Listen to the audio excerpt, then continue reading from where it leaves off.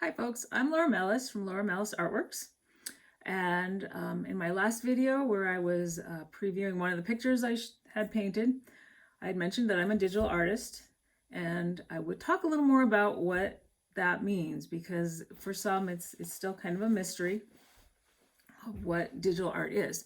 So basically, we kind of have a digital art effect where you can get effects like gradients and textures and things like on a program like Photoshop. And then there's more of a style that's more like a digital fine art, where the artist actually creates hand by hand those things and doesn't really use effects. So I have a little sample of something that has actually both. This is a grip tape design that I had done. And you can see here on the bottom, we have a graphic design.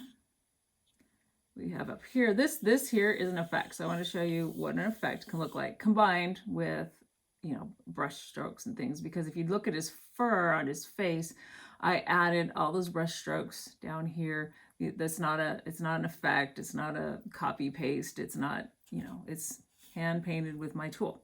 So talk a little bit about, oh goodness. Let's talk a little bit about folks' expectations. I have an experience with the elephant that I had done, and I had actually got the print and showed it to a friend. And she's like, it's a 16 by 20 print, so it's nice frame size print. And she's like, oh, that's really nice. How did you do that? How did you get that done?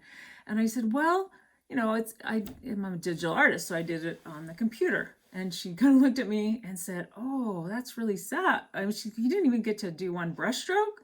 So I don't know where she thought this elephant came from, but I'm like, yeah, I actually did all the brush strokes, from the little tiny brush strokes in the grass to all the little textures and details. And it's kind of hard in a way to get the desired texture on that medium. So it does take a little effort.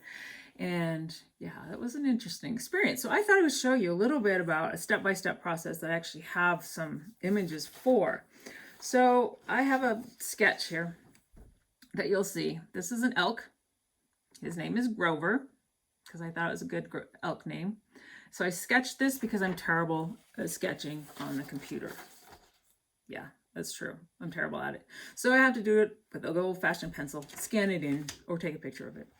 So now that I have this sketch, I need to build a painting around it. So I chose a size. I chose a rather large size for the original painting. It was 17 by 34 inches. It's panoramic kind of thing. And so now we're filling in, creating a background. It's kind of an Olympian forest type background that took several layers. You can see there's some ferns. Every leaf had to be painted. Oh man, every leaf had to be painted. And all the texture on this tree, you see this starting to build up. All right. So then we're going to start a little bit about filling in for the elk. So we have our basic colors. I just kind of shaped it out so I could, see his shape. The tree's starting to look more like a tree. Yeah, he's coming along. Now we're going to talk about, we're going to have to add some detailing, some highlights, some shadows. Yeah, all those little hairs and everything are hand done on the computer. And Grover was painted using the Photoshop program and a Wacom tablet, which in itself was a learning experience, because I had the tablet. You have the tablet in front of you on the table like you would like any art piece you'd be drawing. But as you're actually drawing on the tablet, it comes up on the computer screen in front of you.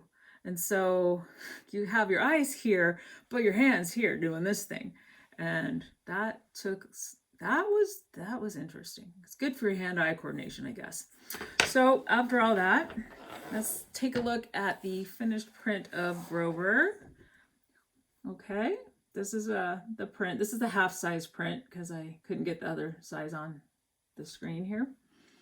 You see all the color and the vividness, the highlights. Yeah, this is the finished product that was done step by step, layer by layer, stroke by stroke. And Grover, is now named Monarchs because he has to have a more dignified name if he's going to be a piece of art. So he's going to graduate. He's not on the site yet because he's my little pet piece and I'm just kind of hoarding it to myself right now. But I will put him on the site. I just have some decisions to make about styles and everything of what I want to do. So you can visit and he'll be there eventually. So yes. And so just the thing to remember is that it's just another way of an artist expressing themselves using a different tool. You know, when they progress from boards to canvas to watercolor paper, now it's just a different tool that you use. You've got your computer screen. I now use an Apple iPad Pro with a Procreate program combined with the Photoshop, but still I had to learn it. The techniques took so much time and practice. Seriously, it took me to move over from completely the Wacom to the iPad. It took me a year to feel comfortable and be like, oh, okay, now I know what tools I want to use. I know what brushes I go to. I know what techniques I'm going to do, what order I'm going to do my layers. It's like it took me a year because I'm slow. I admit it, but there it is. So I think hopefully that clears up a little bit of the mystery of what digital art is. It's not in depth, but I don't want to take all day because you go to sleep. But hopefully you'll be able to visit next time when I will share a little piece with you from my site. So thank you very much for visiting and looking forward to seeing you again next time. Thanks.